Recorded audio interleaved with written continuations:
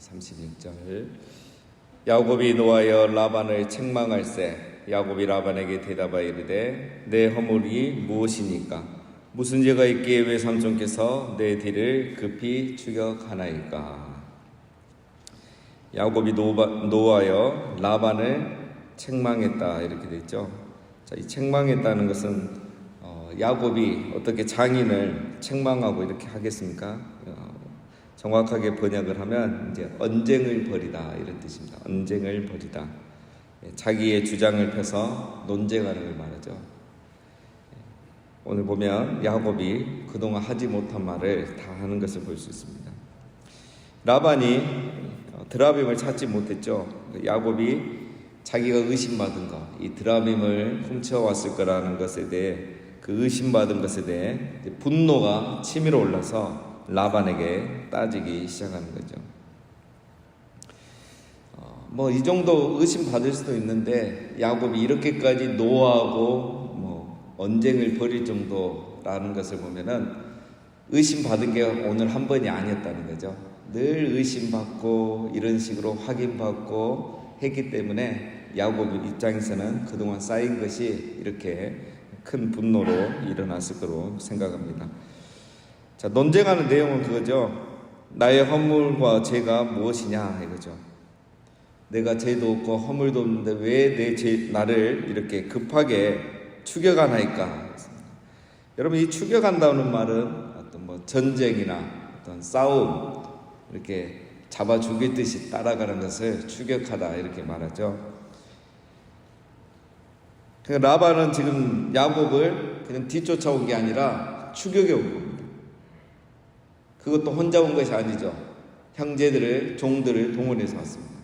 그래서 그 드라빔을 찾을 때도 보면 이 형제들이 막 다 뒤졌죠. 라반이 혼자 오지 않고 이 형제들과 종들을 데리고 왔다는 것은 감정이 굉장히 격해 있다는 거죠. 추격이 왔다는 거예요. 즉 야곱을 죽일 수도 있었던 거죠. 그런 생각까지 하고 뒤쫓아 와서 이렇게 추격을 했던 겁니다. 야곱도 처음에는 좀 쫄았지만 드라빔이 발견되지 않으니까 이제 이렇게 큰 소리를 치고 있습니다. 37절. 외삼촌께서 내 물건을 다 뒤져보셨으니 외삼촌의 집안 물건 중에서 무엇을 찾아내었나이까? 여기 내 형제와 외삼촌의 형제 앞에 그것을 두고 우리 둘 사이에 판단하게 하소서. 자, 라반이 드라빔을 찾지 못하니 야곱이 이제 큰 소리를 치고 라반을 몰아세우는 거죠. 근데 여러분, 우리는 알고 있죠. 드라빔이 없는 게 아니라 찾지 못했을 뿐인데 야곱은 이걸 모르는 거죠. 드라빔이 지금 라헬에게 있다는 걸 모르는 겁니다. 지금 야곱은 모르고 있지만 우리는 알죠. 이것이 하나님의 은혜라는 것. 이것도 하나님의 은혜라는 것. 만약에 그게 발견되었으면 어떻겠습니까? 지금 야곱이 뭐라고 하죠? 외삼촌의 집안 물건 중에서 무엇을 찾아내었나이까? 여기 내 형제와 외삼촌 형제 앞에 그것을 들고 우리 둘 사이에 판단하게 하소서. 이렇게 말하고 있는데 마침 종 하나가 라헬인데서 드라빔을 딱 찾았다. 이러면 어떻게 되겠습니까? 야곱은 끝나는 거죠. 그런데 그런 일이 일어나지 않은 거예요. 야곱은 그게 없다고 자신만만하고 이렇게 큰 소리 치고 있지만 사실은 하나님이 지금 야곱을 보여주고 있는 것이죠. 자, 38절. 내가 이 20년을 외삼촌과 함께 하였거니와 외삼촌의 암양들이나 암염소들이 낙태하지 아니하였고 또 외삼촌의 양떼의 순양을 내가 먹지 아니하였으며. 야곱이 이제 20년 동안 자기가 쌓인 것을 다 말합니다. 20년이라는 세월이 짧지 않죠. 처음에 7년이야 아내를 위해서 했지만 그리고 또 라헬을 위해서 7년 더 했고 나중에 6년은 이제 품꾼으로 있었습니다. 이 20년 동안 이제 야곱이 품꾼으로서 어떻게 일을 해왔는지 말을 하고 있습니다. 참 중요합니다. 우리 그리스도인으로서. 첫 번째는 내가 외삼촌의 암양들이나 암염소들이 낙태하지 아니하였고 내가 외삼촌의 양들을 이제 가축들을 돌볼 때 낙태하는 짐승이 하나도 없었다 이겁니다. 여러분, 짐승이 이렇게 태어나면 기형이 태어나기도 하고 이렇게 또 죽는 경우도 많이 있지 않습니까? 사람보다 훨씬 그런 사고들이 많잖아요. 라반의 양들을 이렇게 야곱이 돌보는 동안 그런 태어나자마자 죽는 가축이 하나도 없었다는 거죠. 이 말은 야곱이 라반의 가축을 돌보는 동안 그 가축들이 번성했다는 것을 말하고, 그 결과 라반, 이 가축의 주인인 라반이 부유하게 됐다는 말이에요. 내가 이렇게 잘했기 때문에, 또 하나님의 은혜를 베푸셔서 이런 일이 없었기 때문에 오늘 당신의 가축들이 이렇게 많아지고 번성한 거 아니냐라는 겁니다.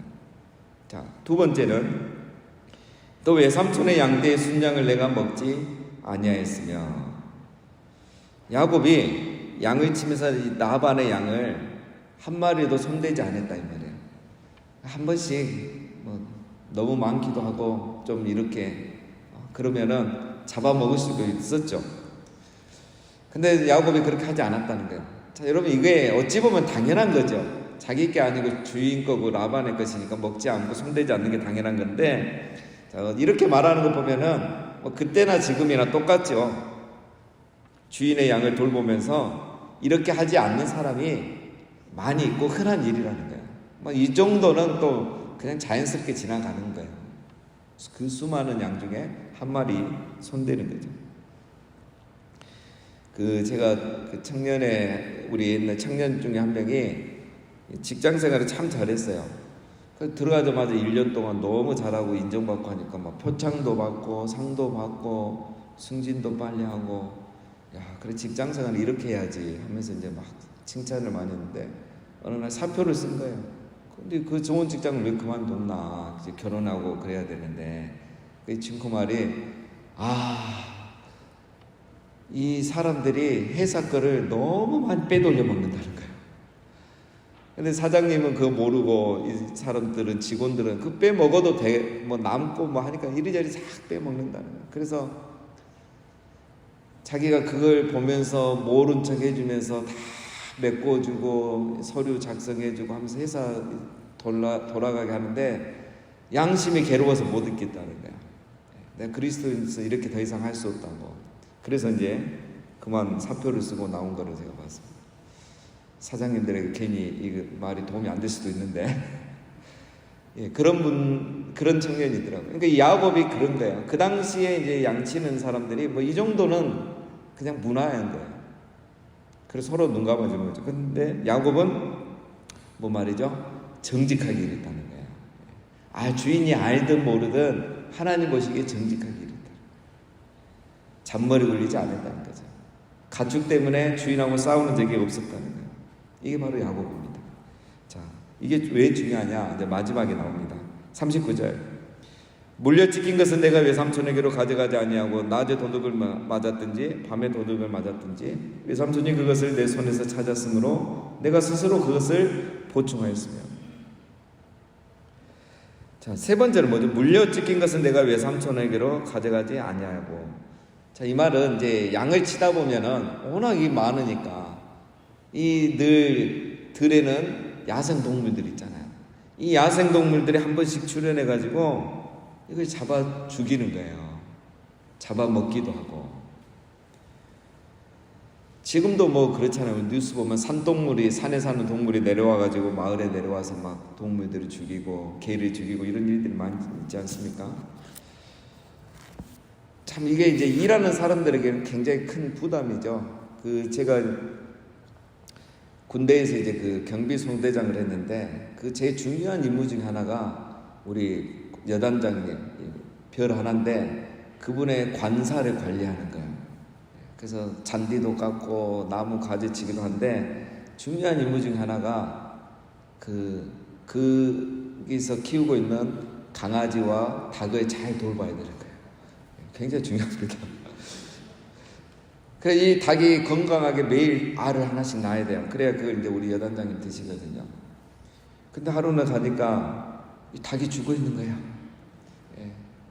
어떻게 죽었는가? 거기 청설모가 많거든요. 이 청설모가 와서 이 닭을 죽여버린 거예요. 그래서 중대장님에게 보고하니까 이제 난리가 난 거죠. 그래서 우리가 어떻게 했느냐? 시장에 내려가고 똑같은 닭을 사다가 넣어놓고 그분은 모르시죠. 달걀만 나오면 되니까. 그렇게 했던 기억이 납니다. 근데 만약 그거를 이제 중대장 자기 사비로 하신 거죠. 그 돈을 어디에 청구하면 뭐가 되겠습니까? 근무불량. 그렇게 되겠죠. 야곱이 이런 일이 생긴 거예요. 그러면 이제 이걸 법대로 할 수 있습니다. 자, 이거는 자기의 부주의가 아니고 당연히 생기는 일이거든요. 그래서 그 당시에 법대로 하면은 이 찢겨 죽인 양을, 짐승에게 물린 양을 주인에게 가져가서 보여주면은 이 종이 야곱이 보상할 책임이 전혀 없어요.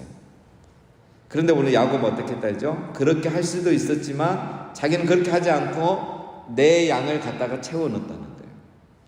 그러니까 이런 하나하나를 가지고 사사건건 라반하고 부딪히지도 않았다는 거죠. 자기가 그냥 하고 말았다는 거죠. 자, 네 번째, 낮에 도둑을 맞았든지 밤에 도둑을 맞았든지 외삼촌이 그것을 내 손에서 찾았으므로 내가 스스로 그것을 보충했습니다.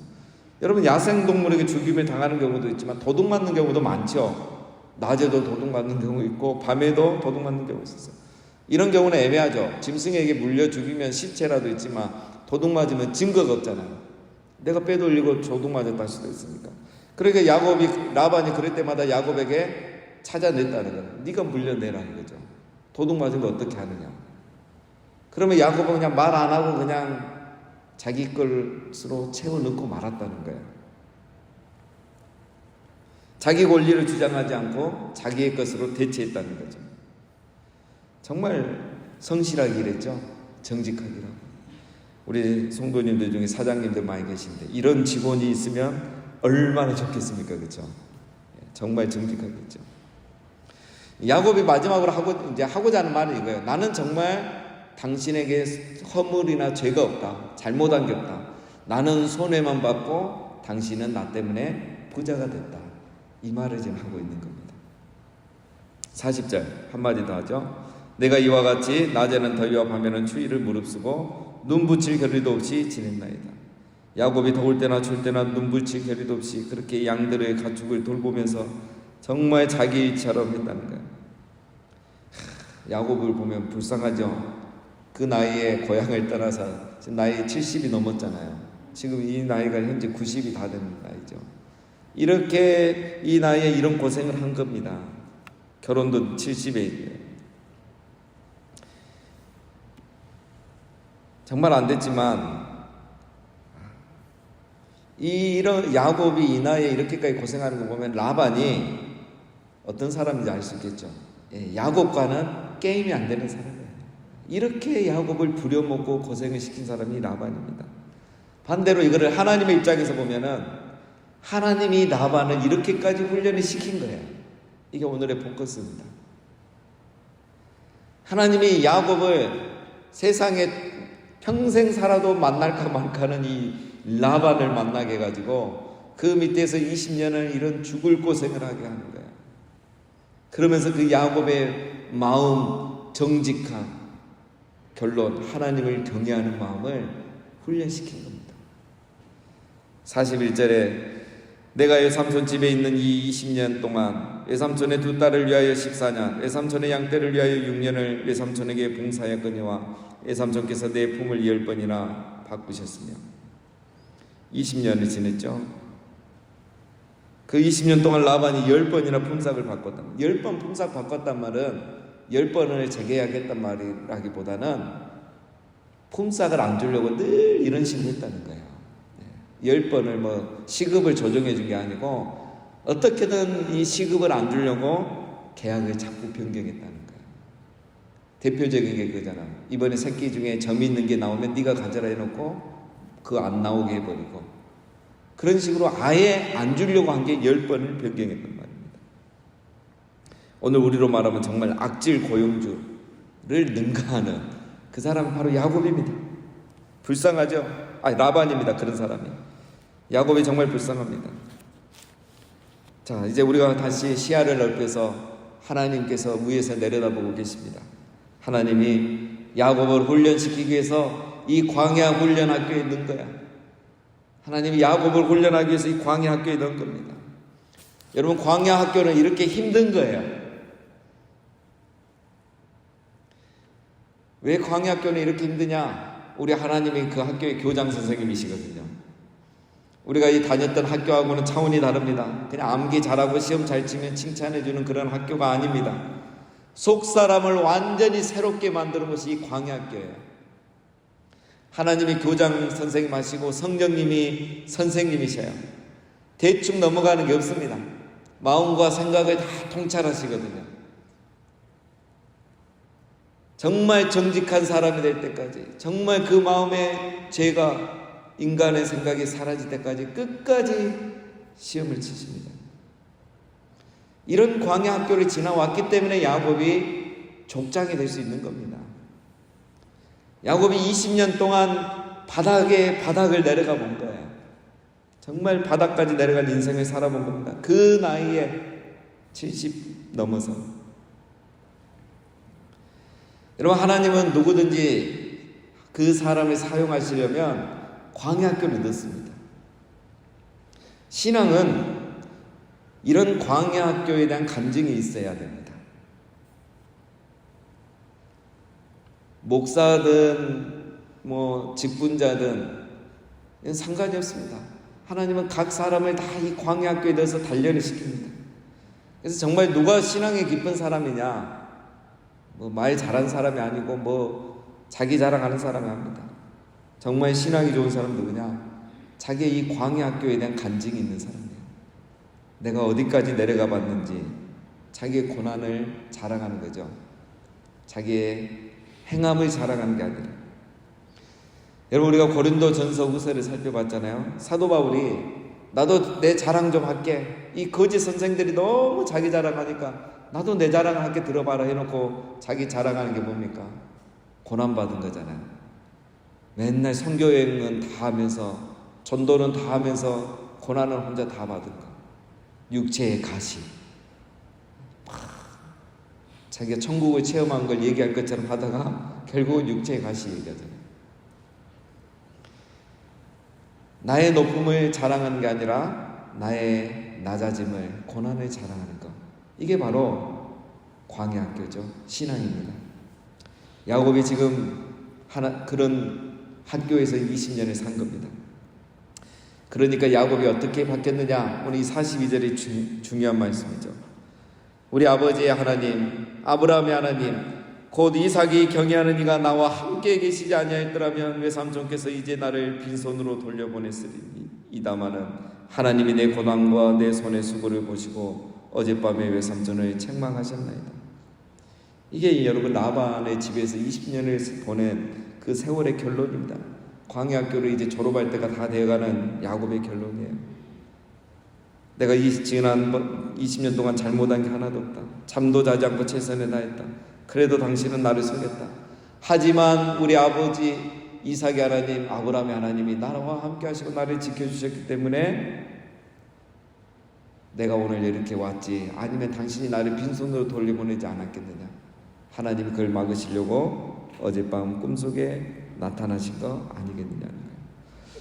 자, 그런데 여기서 여러분 중요한 말이 있죠. 우리 아버지 하나님, 아브라함의 하나님, 곧 이삭이 경외하는 이가, 이삭이 경외하는 하나님이 나와 함께 계시지 않았습니다. 여러분, 이게 이 20년 야곱의 고백이에요. 이삭이 경외하는 이, 내 아버지 이삭이 경외하는 하나님이 나와 함께 계시지 않았습니다. 여기서 여러분 경외라는 단어가 드디어 나오죠. 야곱이 이제야 깨달은 거예요. 하나님을 경외하는 삶이 뭔지를 이제야 깨달은 겁니다. 이거를 언제 깨달았었느냐? 아버지에게 머리 내밀기 전에 깨달았어야 돼요. 팥죽 사 먹으려고 할 때 깨달았어야 됩니다. 그걸 못 깨달으니까 지금 50년을 넘게 고생하는 거죠. 아브라함이 이걸 배우는 기간이 25년이 걸렸습니다. 그래서 하나님께서 아브라함 이삭을 바치려고 할 때 이제야 너가 나를 경외하는 줄 내가 알겠다. 여러분, 광야학교의 졸업 기준은 하나님을 경외하는 마음입니다. 하나님을 경외하는 마음이 없으면 나이 90이 돼도 야곱은 광야학교를 졸업 못한 거예요. 지금 야곱이 이걸 이제 깨달았지만 완전히 되지는 않았습니다. 마지막 베델에 가서 이게 되는데, 하나님 경외하는 마음이 있을 때까지 하나님 우리를 광야에 됩니다. 이걸 저로 못하고 사는 사람도 많습니다. 야곱이 중요한 말을 하죠. 이삭이 경외하는 하나님이 나와 함께 계시지 않는다. 여러분,